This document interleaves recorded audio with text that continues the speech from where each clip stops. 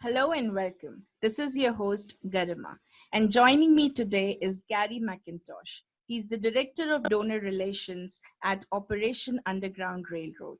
I'm so pleased to have you with me today, Garry. Thank you so much for joining me. There's a lot to look forward to and learn about human trafficking today from you. And thank you so much.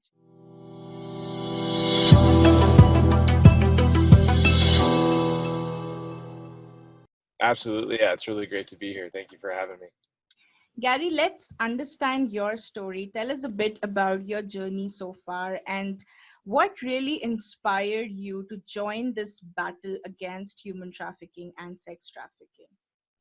Yeah, so I'm a what you would call a newcomer to the space, and there's individuals who have been attacking this issue and combating this issue for a very long time. I would not consider myself a big social activist. I've never worked for a nonprofit before OUR here recently. I actually had a role in healthcare administration and healthcare software. And however, I stumbled across a documentary that Operation Underground Railroad put out a few years ago called Operation Tucson. And it's actually now on YouTube for free. Right. So I would encourage everyone to check that out. And, it just struck me in a way that nothing has before, to be honest. And I tell people all the time that once I was finished watching that documentary, it's like my hands were on fire. Like it was presented in a way that definitely provides insight into some of the atrocities and the horrific experiences that children are experiencing in sex slavery. But it's done in a way that is somewhat digestible for somebody who's just encountering this topic for the first time, which it's a very dark topic. And because of that, I was ready to go. I was juiced. I was like, what do? I have no military background. I have no law enforcement background. And so, and this can be a very dangerous space too, right? When we're talking about traffickers and people who have no,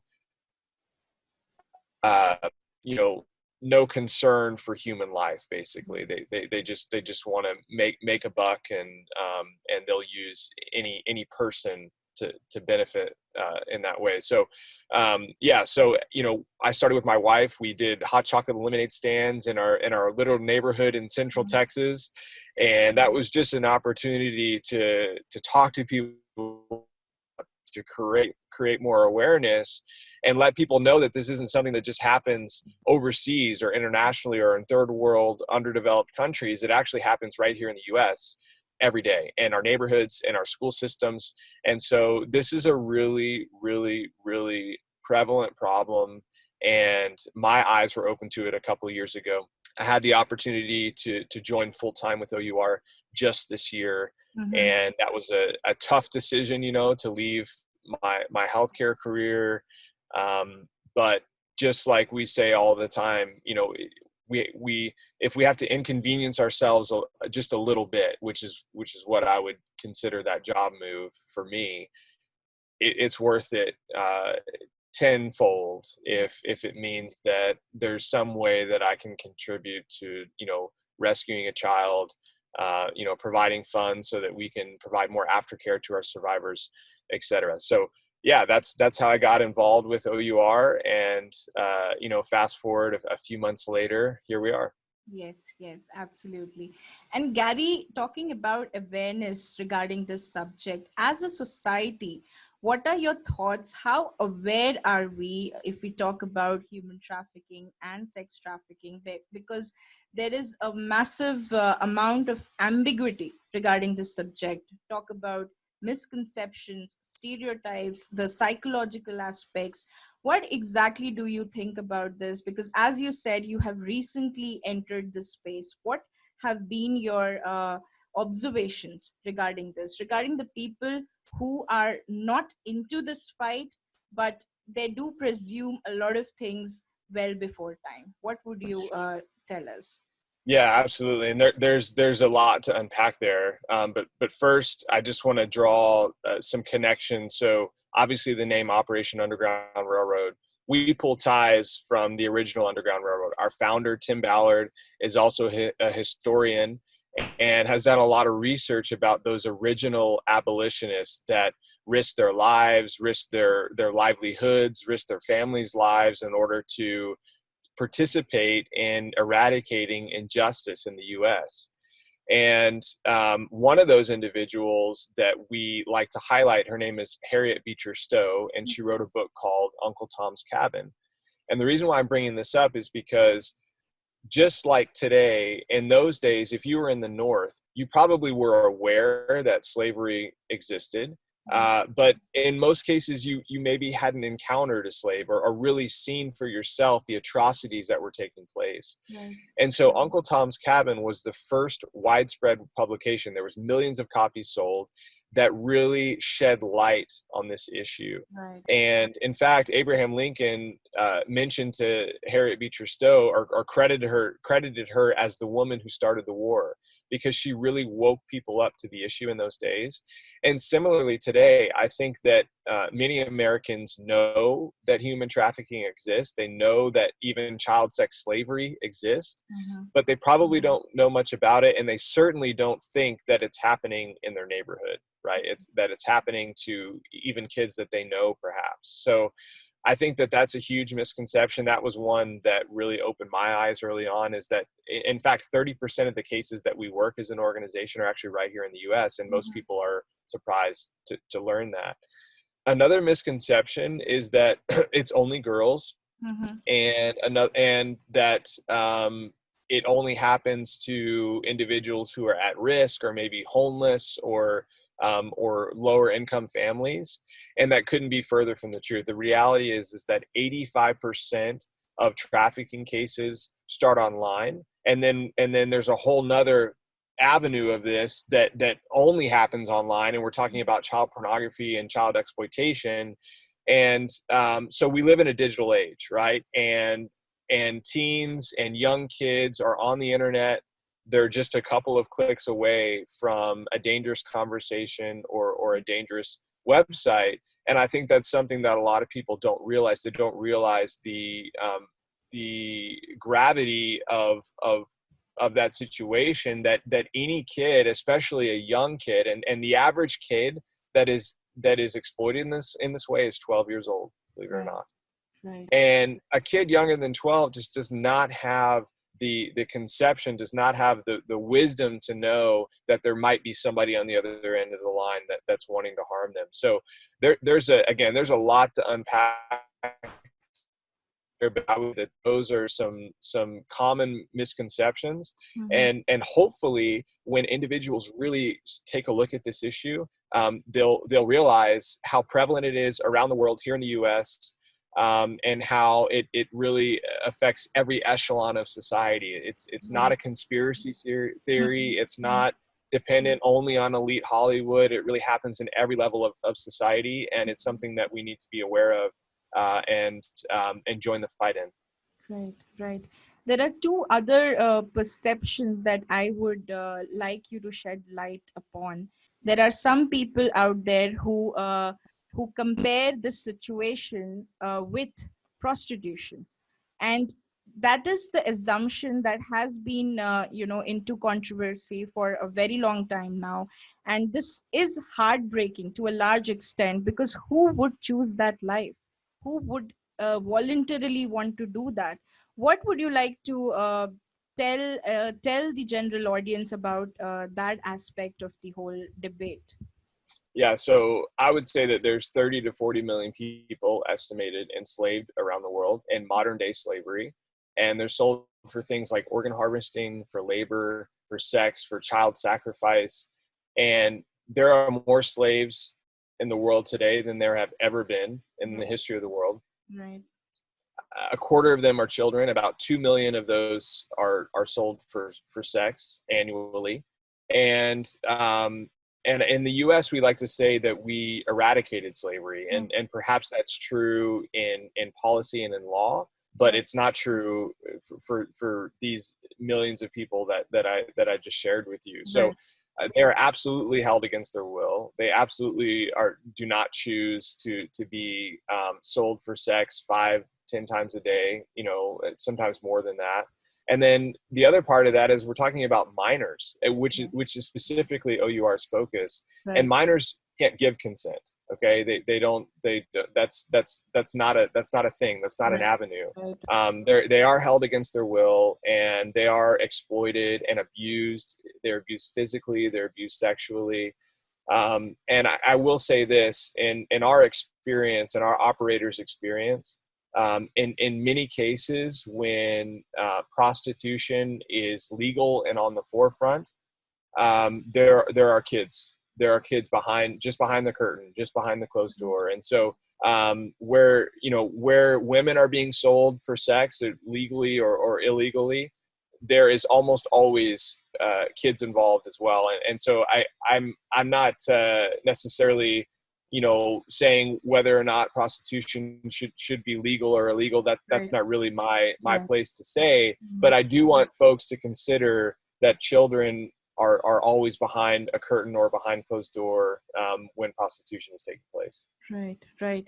And the other perception is that trafficking always takes place by force. There's always kidnapping, there's always some sort of force that is driving this whole process. Is it like that? Because from what I've gathered so far, that's not always the case. Most of Right. the And times they are lured into something. What would you tell us about this? yeah, absolutely. That's a great point. And we see in Hollywood films, like the latest Rambo film Right. and Taken, with Liam Neeson, who, by the way, Liam Neeson is a huge advocate for anti-human trafficking. He's done some recent work, and I would encourage you to take a look at that. Mm-hmm. But yeah, it doesn't actually normally happen like that. And in fact, it is more of this luring. The professional term is grooming, and there's individuals who are very good at that. So we have what we call our Romeo traffickers, and those are individuals who typically try to lure in women and men through some sort of false relationship. And initially, they're targeting individuals who maybe have just had a breakup, who have perhaps other mental health issues or emotional instabilities. And they're very good at doing this through social media and other sort of messaging platforms. And initially, they'll shower them with attention and love and gifts. And just like the example, we all know about how a teenager maybe just shares some sort of explicit photo. We've all been teenagers before, right? And so it's not hard to imagine that those things take place. And then all of a sudden, that individual has this teenager trapped and is telling them things like, I need you to do this thing online, or I need you to do this thing with my friend, or I'm going to share this photo with your family and your school and your church or what have you.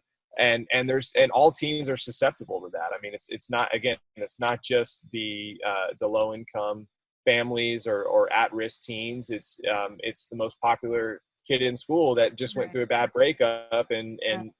a couple of clicks or a couple of poor decisions or unsupervised decisions, and all of a sudden they're trapped in sort of trafficking situation. So that's definitely a misconception, and one that I would ask people to consider when they're doing research about how these things take place. Right, right. And also, if we talk about the traffickers, how difficult it is to identify who is really in that game, who is that person we really need to spot out, and what are some of the red flags that should help us understand that this situation is risky, there's something going on there, there's something fishy, and we should report to the authorities, because the general community, the larger community, does not have that much awareness, right? But if you help us understand that this is what it looks like, and there is no ideal definition, right? A trafficker does not look like a trafficker. There is always something that is disturbing, unsettling, but that would not show at that point of time. How do we really differentiate? How do we understand those signs, those red flags? What are your thoughts about this? Yeah, absolutely. And it is challenging, right? And that's why sometimes our operators are working months on a case. And what they're doing is they're going undercover, they're acting like somebody who would want to pay for sex with children, and they are, they're befriending these traffickers. They're infiltrating their network and their group, and they're trying to identify who all the players are. And like I said, sometimes that takes months to do. So there aren't any necessarily telltale signs of who a trafficker might be. However, I think what is perhaps at times easier to spot is the signs of those being trafficked. And so there are some behaviors that are somewhat consistent between individuals who are victims of trafficking. Obviously, markings on their skin, branding is something that still takes place. I know that's hard for a lot of people to believe, but that is the reality. And pulling away from family and friends and social networks that they were involved in before. So traffickers are very crafty at isolating these victims, getting them away from their family and friends. And even when you're talking about younger children, just, looking scared, looking concerned, not making eye contact with anyone, head down, next to somebody who is seemingly unrelated to them. And so there's just, there's a lot of pieces that you might be able to put together. I think the best thing I could tell the audience today is that we have a Know the Signs training on our website. Website is ourrescue.org, and you can go to Join the Fight tab, and there's a Get Trained section there where our leadership, our law enforcement leadership who have decades of experience collectively, will walk you through knowing the signs of trafficking. And so perhaps it's something you'll be able to identify in your community and notify local law enforcement that it's taking place. Absolutely, absolutely. And talking about these operations that your organization is carrying out, and also the other organizations in this space, how risky it is. What are some of the challenges that you experience when it comes to these rescue operations? Because I'm sure it's definitely an entirely different terrain you're walking into. How does it look like? Yeah, so in my opinion, OUR approaches this in a somewhat niche way, and our operators are trained SEALs. They're ex-force recon, ex-special operations, ex-law enforcement, even some current law enforcement that are volunteering their time to do this as well. And it's very dangerous. They're going into these brothels, orphanages, massage parlors that are also allegedly, selling these kids, and they're going in unarmed. And so if their identity gets discovered, then they're really, really in trouble. And these individuals, I mean, they're the real heroes. I get to sit here and talk to you and tell you about it. But these nameless and faceless individuals who probably don't want any accolade anyway, because it's just the kind of people that they are the ones that are going into these really high risk situations on behalf of these kids. And so, as I mentioned before, they're befriending the traffickers. They're also doing online investigatory work as well, where they're trying to identify individuals who would be interested in paying for sex with a child, or individuals who are exploiting children online. And so they literally adopt those personas,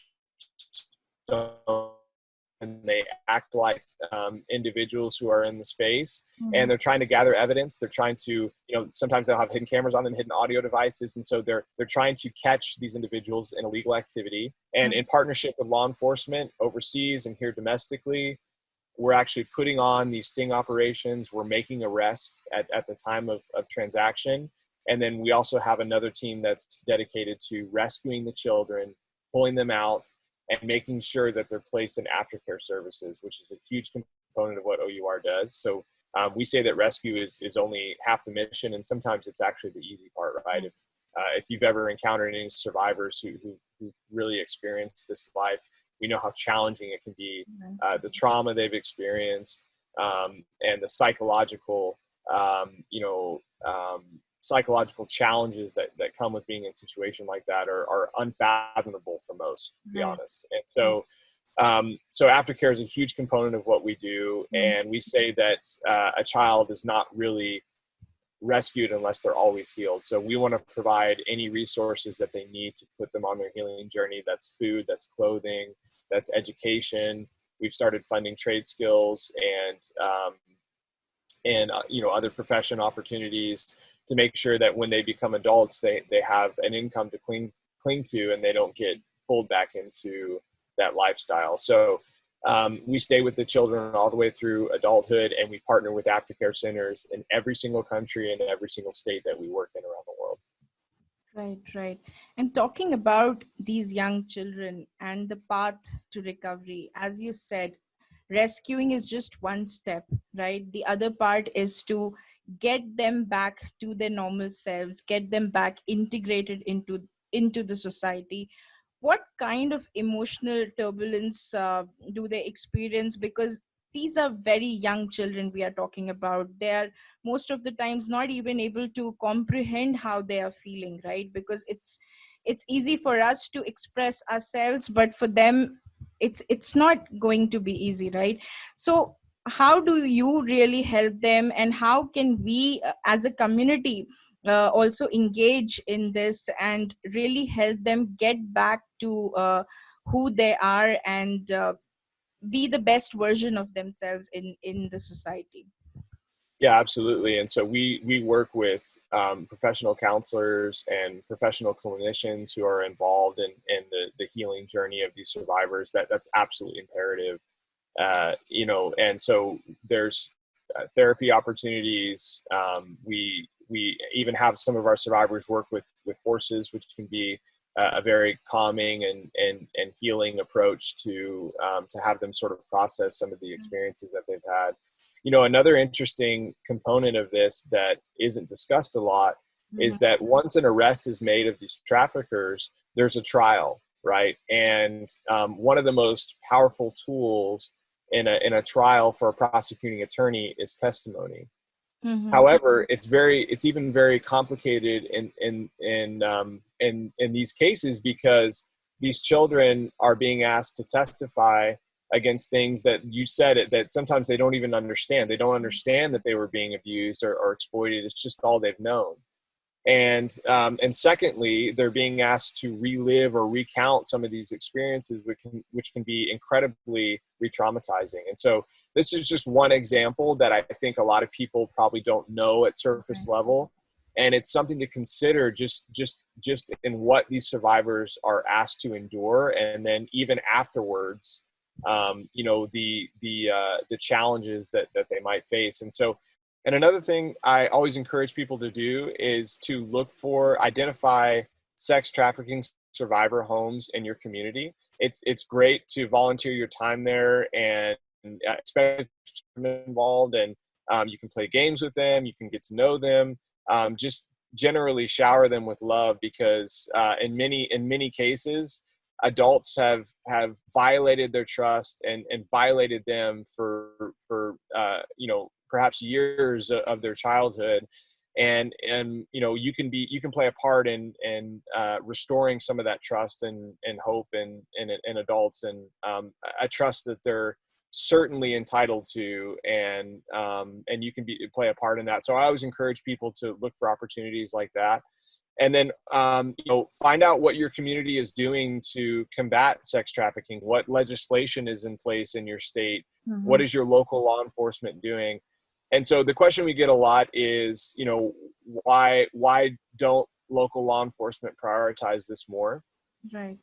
Many law enforcement, they have individual officers or even departments that are focused on internet crimes against children. Task force, for example, at a federal level, the FBI and the Department of Homeland Security are working these cases and working these crimes.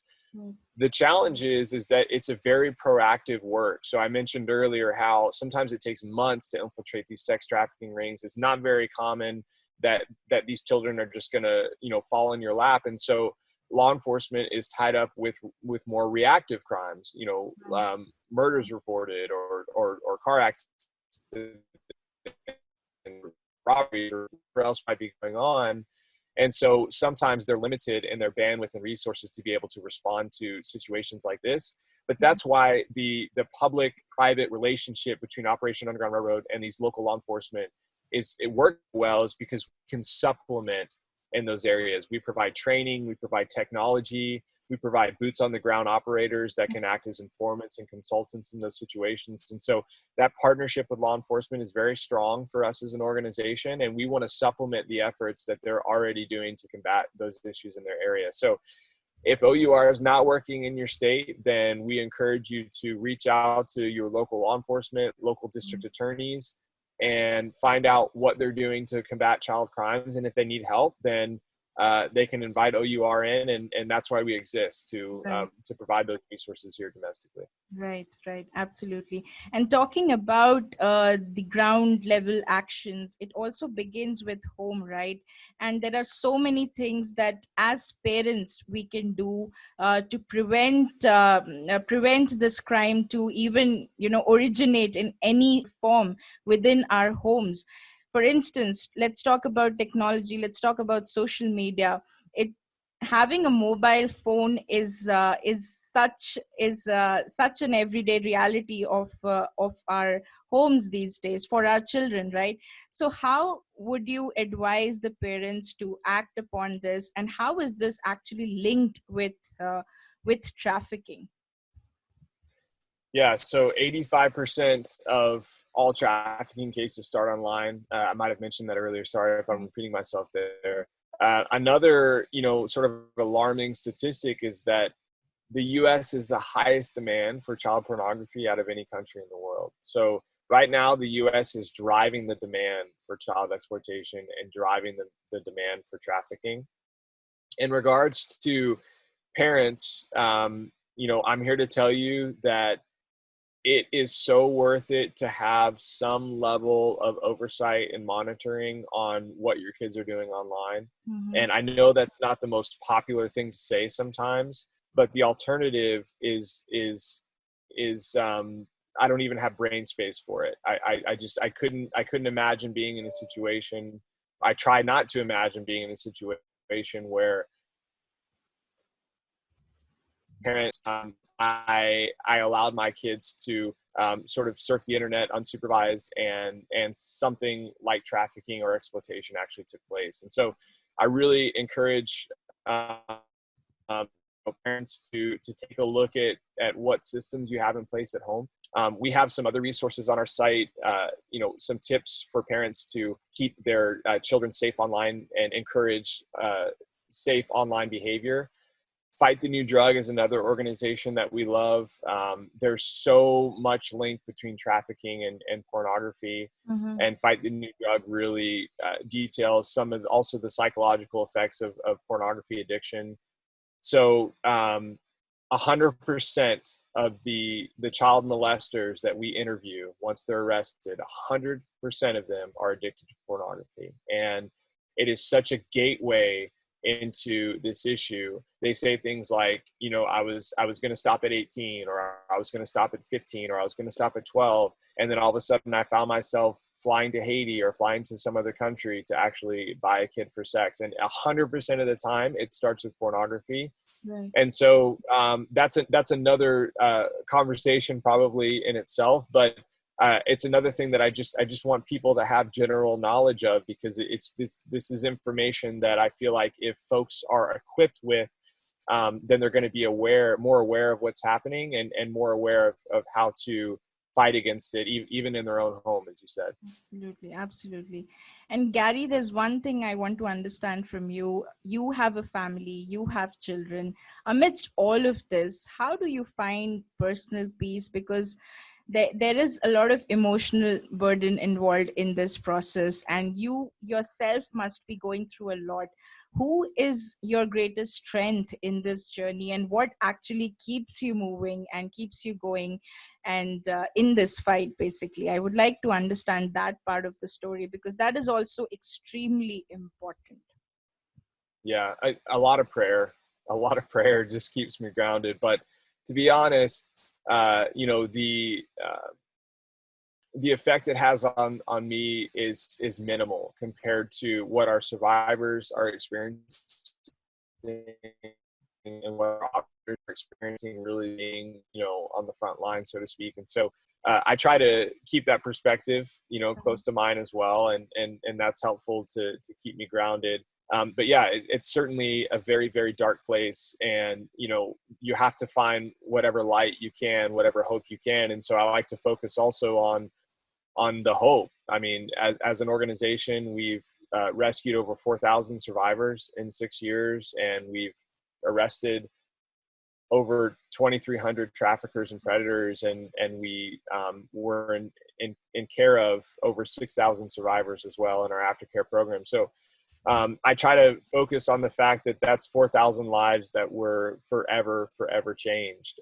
And sorry to keep throwing stats at you, but the average trafficker or predator will harm between 100 and 200 kids in their lifetime. And so every single one of those that we're able to arrest,